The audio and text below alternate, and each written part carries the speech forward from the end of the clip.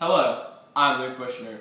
Recently, an old woman died alone in her home in Glen Head, New York, located on the North Shore, West Egg of Long Island. While going through her personal belongings, family members found a tape of the Channel 5 News in 1923. They have kindly donated the tape for us to use as a filler for our 2:30 hour, since we realize nobody watches reruns of Deal or No Deal. Not even old people. So here it is, Channel 5 News in 1923.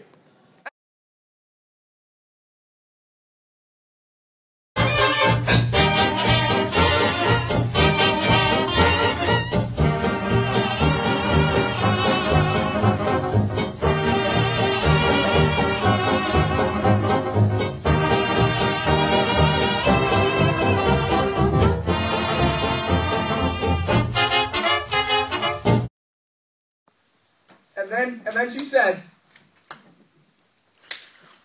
"Honey, let me drive the car." Hello, I'm Robert Downey, and with me is my co-anchor, Kenneth Livingstone. And we begin with tonight's top story. A local party called by the legend himself, Jay Gatsby, has gotten very out of control. We would be there, but unfortunately we're stuck right here.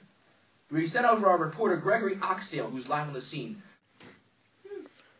Guys, get me out of here. I don't want to be here. Come out of the closet, go out and socialize. You're not doing the network any good sitting in a bathroom, all right, Greg? Guys, I don't want to come out of here. There's weird stuff going on at this party. There's people with drinks I've never seen. There's guns. I don't know what that is. That's like mafia or something. Guys, there's girls with skirts above their ankles. No, it's not good, guys. I'm not coming out.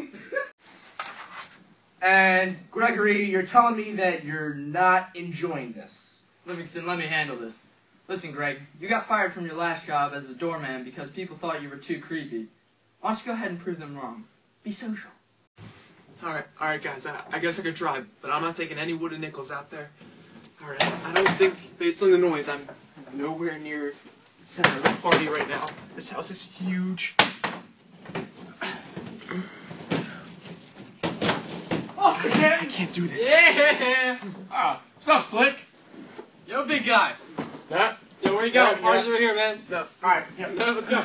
Who is that guy? I don't know, dude. He's a bimbo. I don't know about this, guys. It doesn't... Gregory, we're going to check back in with you in a couple minutes, all right? Be safe out there. I thought he got fired from his last job for trying to, kill someone. No, that was a drugstore job. Oh. In other news, is the stock market rising too quickly? We turn to our senior economic advisor, Clarence Wellington III. Clarence, everything is going perfectly fine. Why need to make everyone worry? Clarence, you there? Here he is. Here, don't worry. Why were you so late? It was my wife drove me. With it. Wow.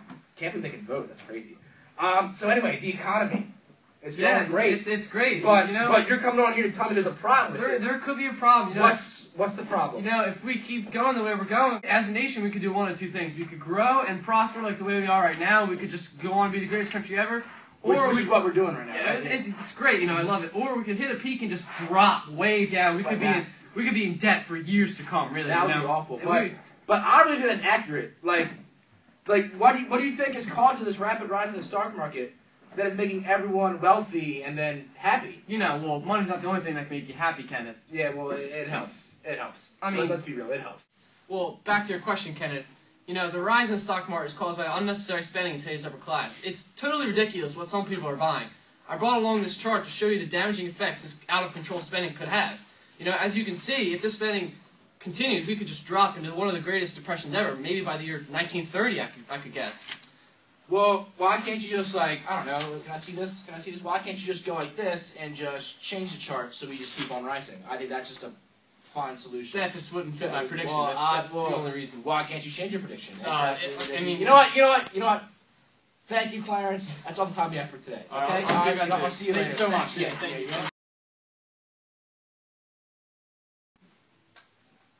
Thank you for your wonderful input about how we're all screwed in the next 10 years. You guys are all screwed. You know what I did yesterday? I bought a car for each day of the week. Well, that's just ducky. Yeah. It's great. That's great. I get great gas mileage. Great. Let's check back in with our reporter, Greg Oxdale. Greg, how we doing? You guys are right back in the studio. Let me tell you, this party's insane.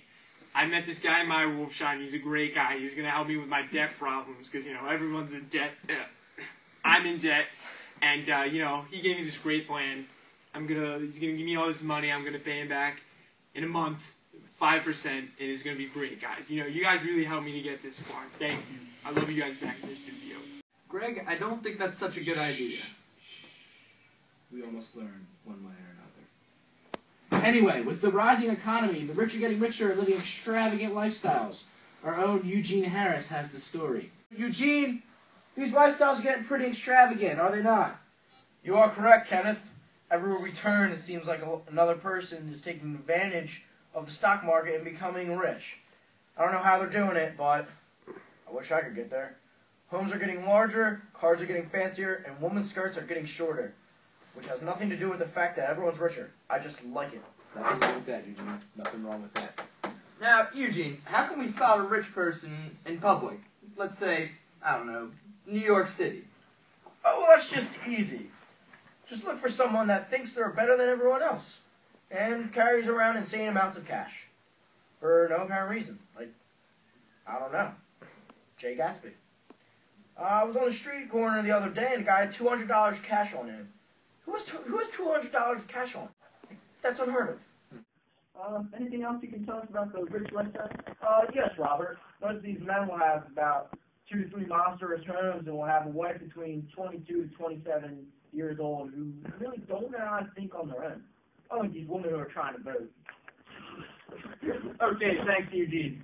Women voting. That will happen when the stock market crashes. This portion of the broadcast is brought to you by Marlboro Ivory Tips to protect those lips. Marlboro.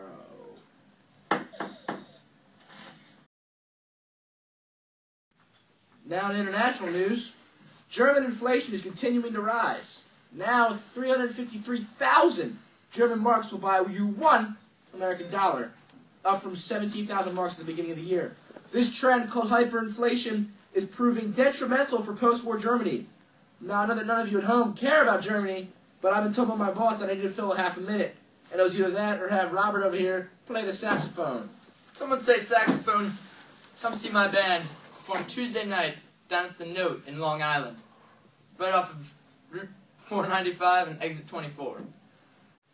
No one wants to see you guys for 2 reasons. 1, you're god-awful.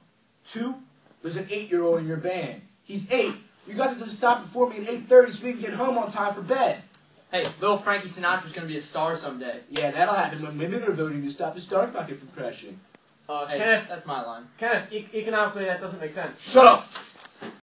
You had your turn. I don't want to hear you speak. I'm receiving word from our supervisor that women have been allowed to vote for the last 5 years. Robert, did you know that? Can't say I did, Kenneth. Let's check back in with Gregory. How you doing there, Gregory? Greg, you're on air. Yeah, that was some party. Greg? Dude, that's my Sharpie. Yo, by the way, you're on. You're on air. Greg.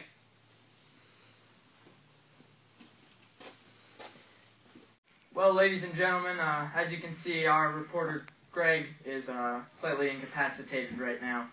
And was that Clarence at the party? You know what? I have a feeling it was. Because of that Sharpie, like, that's only his Sharpie. Everyone knows that. You know what, folks? It's not something you see every day. So we're going to end on that. For all of us at Channel 5 News, I'm Kenneth Livingston. And I'm Robert Downey. You stay beautiful, Long Island. Isn't that wonderful? It's amazing to see how life operated back in the 1920s. So I bet you're wondering, what happens next? Kenneth invested all of his money into bonds and various stocks just in time for the market crash in 1929. He died during World War II. He was walking across the street from his Long Island home to the farmer's market when a woman hit him with her car. Robert left the newscasting field to enter monastic life during the Great Depression in order to evade taxes. He died of starvation in 1964 after his monastery disbanded. Gregory Oxdale illegally changed his name to Al Capone after meeting Meyer Wolfsheim and then became one of the biggest mobsters of his day. He, like Robert, tried to evade taxes but wasn't successful in the end. He died in 1947 in Alcatraz from cardiac arrest. Eugene Harris, heroin, 1950. Clarence Wellington III wisely pulled all of his money out of the stock market before the market crashed. However, he unwisely spent all of his money on a strange obsession with cats. He died alone in 1970. The cameraman went on to live a normal life in the suburbs of New York.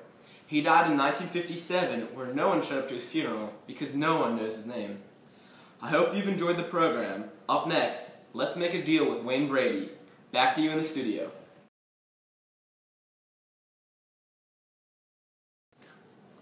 Hello there, I'm Luke Bushner. In the year I'm just being informed that we're going to direct it for 5 years now. 5 years. Oh, wow. Wow, that's yeah, you think we would have noticed. Stop. Clarence, you got, I'm here, Kenneth, don't worry. Where were you? The wife took me. It was the whole story.